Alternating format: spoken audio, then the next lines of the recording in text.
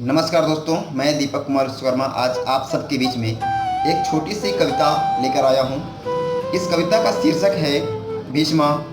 आप लोग सब जानते हैं कि भीष्म पितामह का महाभारत में कितना बड़ा योगदान रहा है। तो मैं उन्हीं से जुड़ी हुई कुछ चंद लाइनें आप सबके बीच में रख रहा हूँ।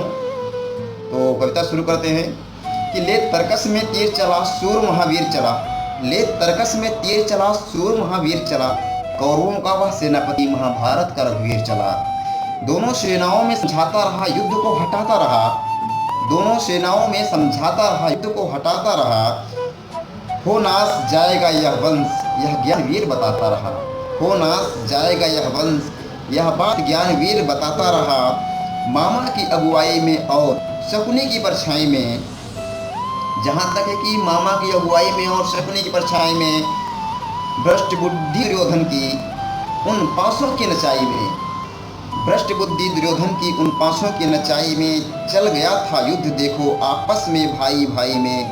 था अहंकार दुर्योधन को सेनापति पितामह की अगुवाई में, था अहंकार दुर्योधन को सेनापति भीष्म पितामह की अगुवाई में। जानते थे पितामह युद्ध हारेगा दुर्योधन, जानते थे पितामह युद्ध हारेगा दुर्योधन। महाभारत की इस भीषण लड़ाई में कुछ गज जमीन की वो रार थी जो आज अर्जुन पितामह की में टकरार थी। तब भी चाहते थे पितामह युद्ध कैसे भी अब टल जाए, तब भी चाहते थे पितामह युद्ध कैसे भी अब टल जाए। हे केशव सम्मुख बैठे हो, हे केशव सम्मुख बैठे हो, कुछ थोड़ा सा हल निकल जाए। मतलब क्या है, कह रही है कि कौरव वंश नष्ट हो जाएगा। भीष्म पितामह कह रहे हैं यहाँ पे कि कौरव वंश नष्ट हो जाएगा, यह देवव्रत बचा ना पाएगा। ले ली है जो भीष्म प्रतिज्ञा, पितामह उस पर ही मर जाएगा। रुक ना सकी यह युद्ध की गतियां, रुक ना सकी यह युद्ध की गतियां, अपनों के हैं तीर ये चलने लगे। यूं रुक ना सकी यह युद्ध की गतियां, अपनों के हैं तीर ये चलने लगे।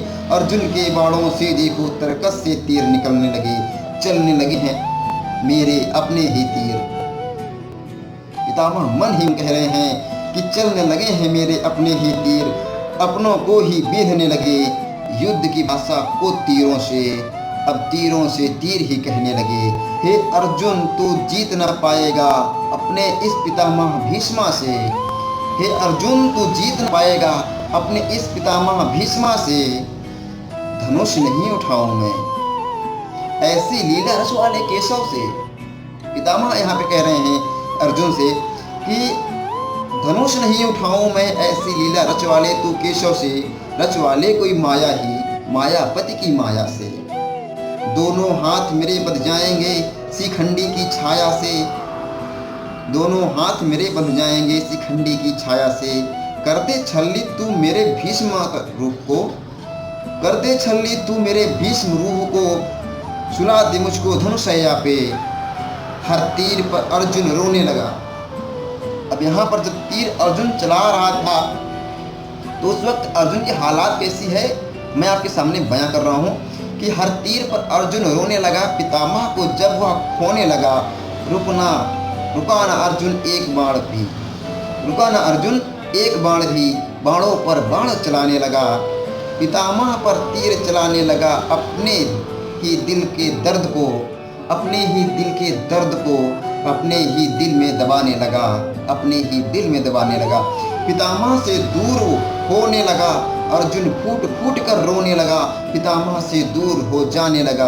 गिरे पितामह जब इस धरा में, गिरे पितामह जब इस धरा में, सारे मोहित रिश्तों का परित्याग किया।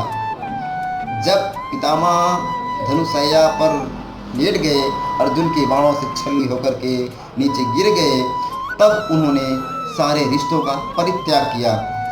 तो चंद लाइनें रख रहा हूँ उसमें कि सारे मोहित रिश्तों का परित्याग किया। भीष्म गंगा पुत्र होने के नाते दुर्योधन अर्जुन को भी माफ किया।